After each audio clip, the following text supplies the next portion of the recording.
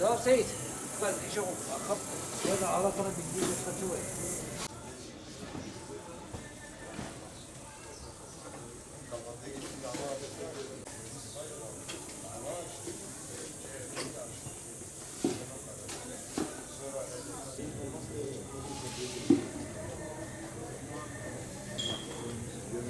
Okulların kapanmasıyla beraber işimiz düştü. Okulun açılmasını bekliyoruz dört gözle. O zaman sanırım güzel bir iş olacak. Çünkü araya mesafe girdi. Okulun açılmasını bekliyoruz daha doğrusu, öyle söyleyeyim yani. Şu anda mevsim dardır. Yaz geldi. Tam malumunuz herkes tatile gitti. Nüfusun yarısı zaten Batman şehir dışında. Normal bir şey ya bu tür şeyler. Her yıl yaşadığımız akıştır yani. Şu anda işimiz %90 düşmüş. Nedeni ise Batman nüfusun yarısının tatile gitmesidir. Havaların sıcak olmasıdır. Öğrencilerin evde kalmasıdır. Herkes okulun açılışını bekliyor. Ona göre ihtiyaçını temini karşılamayı düşünüyor. Onun için şu anda beklemedeyiz yani. Herkes hem tüketici hem satıcı.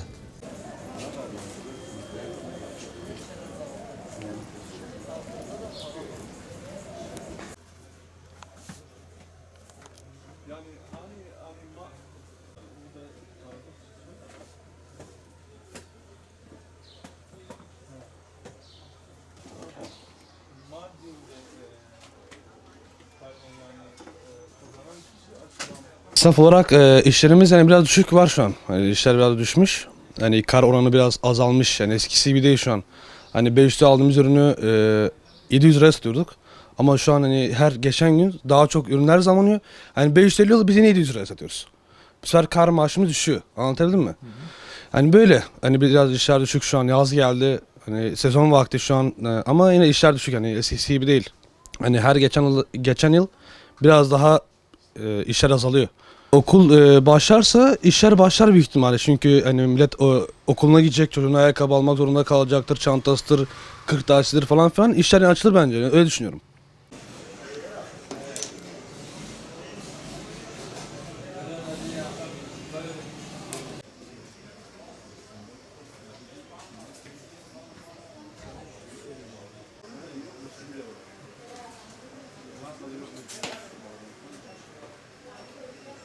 İşlerimiz havaların sıcak olmasından dolayı bir durgunluk yaşanıyor. Hani genel olarak bütün esnaflar bu durumdan şikayetçi.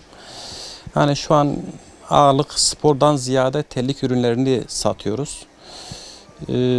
Hamdolsun fena değil, yalnız tam beklediğimiz satışı hala bulamıyoruz.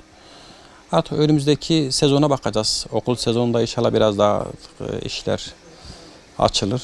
Bu sene geçen seneye nazaran sanki biraz daha düşme yaşanıyor. Hani bu biraz uzun süreli yaşandı. Yani ta bayramdan önce de hatta işler yoktu. Bayramda da geçen bayramlara nazaran bu bayramda çok daha düşük bir satış yaşandı.